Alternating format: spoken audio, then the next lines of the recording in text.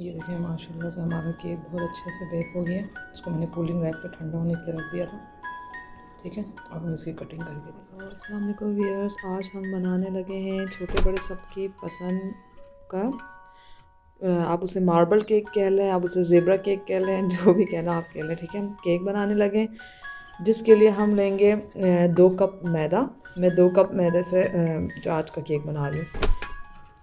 1 cup हमारे पास है cooking oil, कोई भी अच्छे से आप किसी भी ब्रांड का आप कुकिंग ऑयल ले लें। 3 जो है वो बड़े अंडे ले लिए मैंने रूम टेम्परेचर। चंद कतरे हम वनीला एसेंस के लेंगे।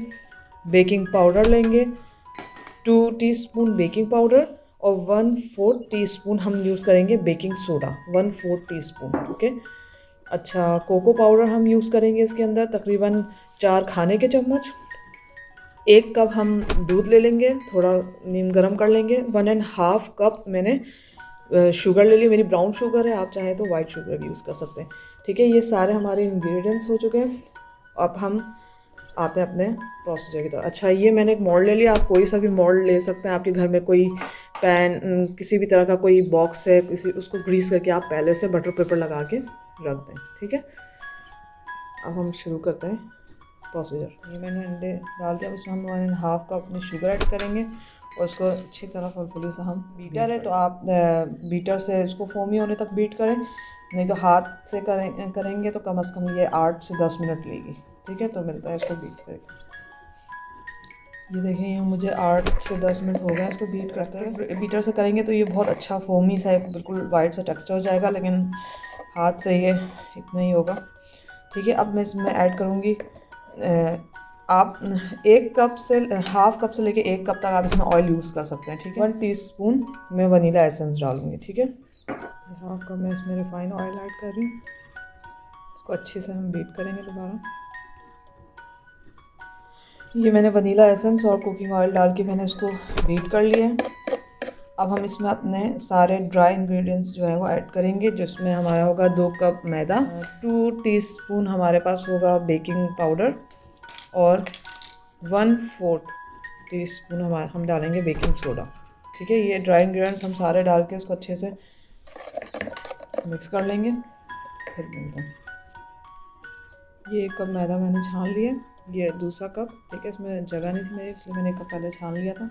अब ये 2nd कप, इसमें मैंने बेकिंग सोडा और बेकिंग पाउडर दोनों डाल दिया, हम इसको एक साथ छान लेंगे। अब इनको अच्छी तरह से हम मिक्स कर लेंगे। आप चाहें तो इसमें ड्राई फ्रूट्स भी ऐड कर सकते हैं अपनी मर्ज़ी से, कोई भी। ये मैंने इसमें बादाम, अखरोट और ये पीनट थोड़े से ये मैंने मोटे मोटे क्रश करके इसमें मैंने थोड़े से मैदे में मैंने कोट करके इसमें डाल दिया। ठीक है, साथ ही में अपना 1 कप दूध जो हमने गर्म करके डालना था 1/2 कप ऐड करेंगे। ये मैंने 1/2 कप ले लिया, फिर हम 1/2 कप ऐड करेंगे। ठीक है,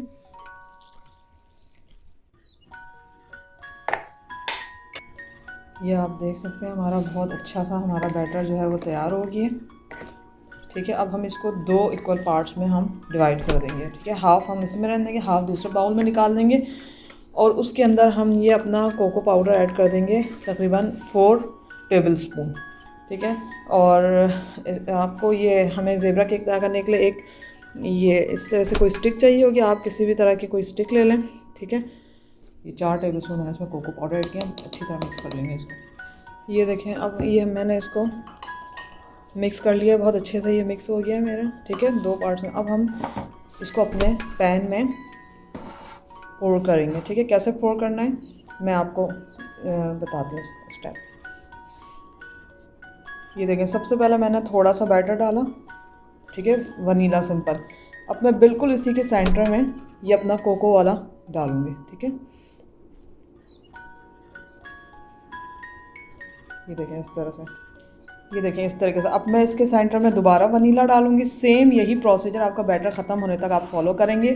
ठीक है, अभी इसमें मैं वनीला डालूंगी, फिर इसी तरह सेंटर में वनीला के ऊपर मैं अपना ये कोको पाउडर वाला बैटर डालूंगी। जब तक ये मेरा ख़त्म नहीं हो जाता बैटर, इसी तरह मैं स्टेप बाय स्टेप करके इसको रेडी कर लूँगी। ये देखें, अब मैंने इसमें वनीला पोर किया, अब मैं दोबारा इसमें चॉकलेट वाला पोर करूँगी। ये देखें, ये मैंने सारा बैटर अपना इसमें डाल दिया। ठीक है, अब हम क्या करेंगे, इस फॉर्क की स्टिक की मदद से हम इसमें डिज़ाइन बनाएंगे अपना। किस तरीके से, ये देखें आप, पहले हम इस तरह से करेंगे, ठीक है। चारों साइड से आप ऐसे कर लें, सबसे कर लें सेम। आपने एक ही डायरेक्शन में करना है, सर यहाँ से हमें करना है पूरा, क्योंकि हमें फ्लावर बनाना है इसलिए। ये हो गया। अब हम अपोजिट डायरेक्शन में करेंगे।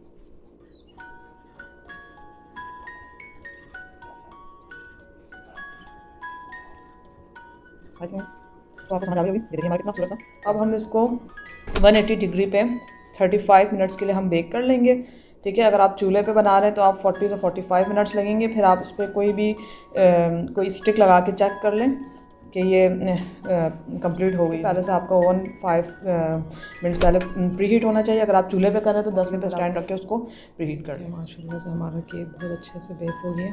इसको मैंने कूलिंग रैक पे ठंडा होने के लिए रख दिया था, ठीक है। अब हम इसकी कटिंग करके दिखाते हैं आपको। ये देखिए बहुत अच्छा सा बैक साइड से बेक हो गया। ये देख सकते हैं आप, इसका टेक्सचर बहुत ही ज़बरदस्त सॉफ्ट सा बना है। ये देखें,